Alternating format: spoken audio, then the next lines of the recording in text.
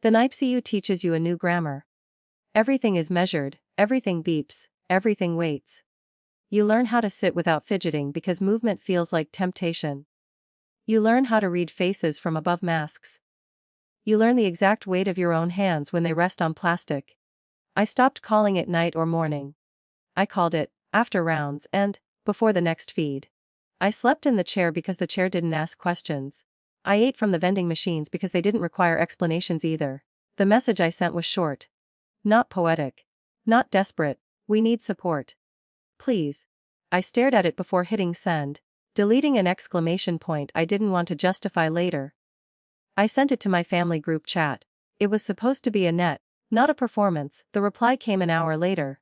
A photo from my sister, Cabó light ocean blue, her sunglasses catching the sun like proof. She wrote nothing. My mother hearted it. I remember thinking.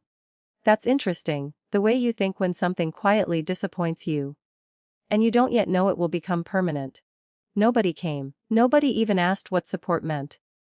I stopped checking the chat, days stacked, then weeks. My son's chest learned a rhythm it hadn't known before. I learned how to read oxygen numbers without panic. I learned that hunger can be postponed indefinitely if you keep your hands busy. I also learned that asking once can be the last time you ever ask. I stopped being angry because anger takes energy. I became logistical. I built routines that didn't rely on anyone else. I borrowed a hoodie from the lost and found because it was cold at night. I memorized which machine swallowed dollar bills and which one forgave them. When nurses asked if I had help, I said, "We're managing." And man, I am. A month in, my phone lit up during a quiet stretch. 92 missed calls. Texts arriving so fast they blurred. Where are you? Answer your phone. This is serious. We need you. Right now. I didn't answer immediately. I finished wiping down the counter. I folded the blanket the way the nurse had shown me, corners tucked so it would fit under the isolette.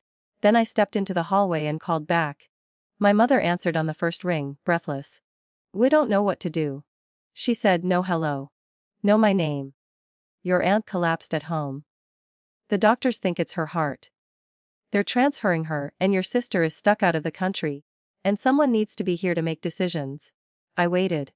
I thought maybe the shock would be something cruel. It wasn't. It was familiar. It was the assumption that I was available because I always had been.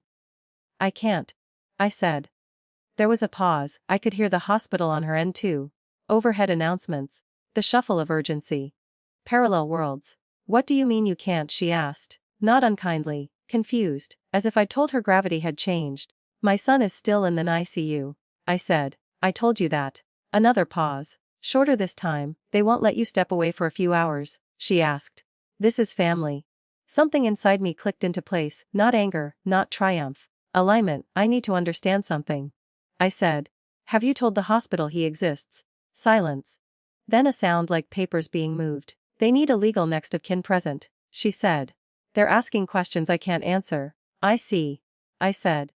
A nurse stepped into the hallway and caught my eye, raising her eyebrows in a silent question. I shook my head gently. She nodded, already moving on. "I can help by calling the hospital social worker," I said. "They can explain your options." My mother exhaled sharply. "We don't need a social worker. We need you." "I can't leave," I said again. "But I can make the call." She said my name then, soft, the way she used to say it when I was small and had done something wrong without meaning to. I didn't answer with explanations. I answered with action. I called the social worker who'd been checking in on us all month. She already knew our situation, she didn't need the backstory. She called my aunt's hospital. She explained patient advocacy, temporary guardianship, the chain of authority when next of kin is unavailable. It was clean, official, unarguable. When my mother called back, her voice was different. Tired, smaller. "They said someone else will be assigned," she said. "They asked why we didn't have a plan." I looked through the glass at my son.